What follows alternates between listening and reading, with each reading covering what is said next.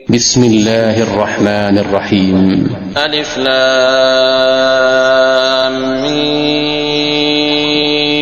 تنزيل الكتاب لا ريب فيه من رب العالمين.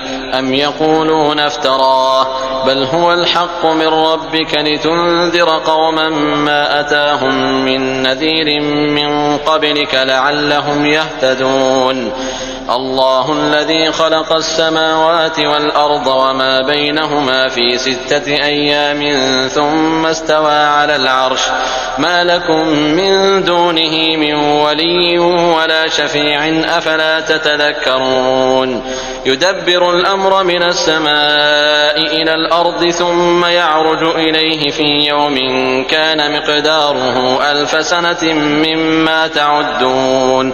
ذلك عالم الغيب والشهادة العزيز الرحيم الذي أحسن كل شيء خلقه وبدأ خلق الإنسان من طين ثم جعل نسله من سلالة من ماء مهين ثم سواه ونفخ فيه من روحه وجعل لكم السمع والأبصار والأفئدة قليلا ما تشكرون.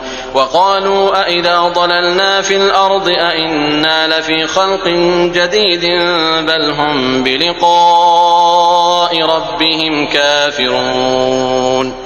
قل يتوفاكم ملك الموت الذي وكل بكم ثم إلى ربكم ترجعون. ولو ترى إذ المجرمون ناكسوا رؤوسهم عند ربهم ربنا أبصرنا وسمعنا فارجعنا نعمل صالحا إنا موقنون.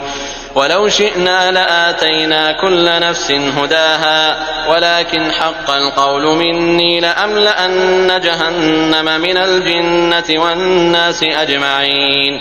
فذوقوا بما نسيتم لقاء يومكم هذا إنا نسيناكم وذوقوا عذاب الخلد بما كنتم تعملون.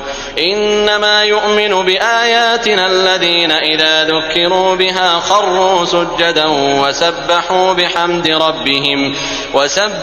بحمد ربهم وهم لا يستكبرون. تتجافى جنوبهم عن المضاجع يدعون ربهم خوفا وطمعا ومما رزقناهم ينفقون. فلا تعلم نفس ما أخفي لهم من قرة أعين جزاء بما كانوا يعملون. أفمن كان مؤمنا كمن كان فاسقا لا يستوون. أما الذين آمنوا وعملوا الصالحات فلهم جنات المأوى نزلا بما كانوا يعملون.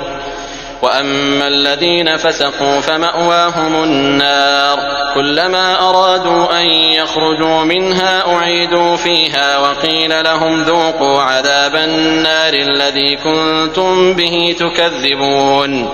ولنذيقنهم من العذاب الأدنى دون العذاب الأكبر لعلهم يرجعون. ومن أظلم ممن ذكر بآيات ربه ثم أعرض عنها إنا من المجرمين منتقمون. ولقد آتينا موسى الكتاب فلا تكن في مرية من لقائه وجعلناه هدى لبني إسرائيل. وجعلنا منهم أئمة يهدون بأمرنا لما صبروا وكانوا بآياتنا يوقنون. إن ربك هو يفصل بينهم يوم القيامة فيما كانوا فيه يختلفون. أولم يهد لهم كم أهلكنا من قبلهم من القرون يمشون في مساكنهم إن في ذلك لآيات أفلا يسمعون. أولم يروا أنا نسوق الماء إلى الأرض الجرز فنخرج به زرعا تأكل منه أنعامهم وأنفسهم أفلا يبصرون. ويقولون متى هذا الفتح إن كنتم صادقين. قل يوم الفتح لا ينفع الذين كفروا إيمانهم ولا هم ينظرون. فأعرض عنهم وانتظر إنهم منتظرون.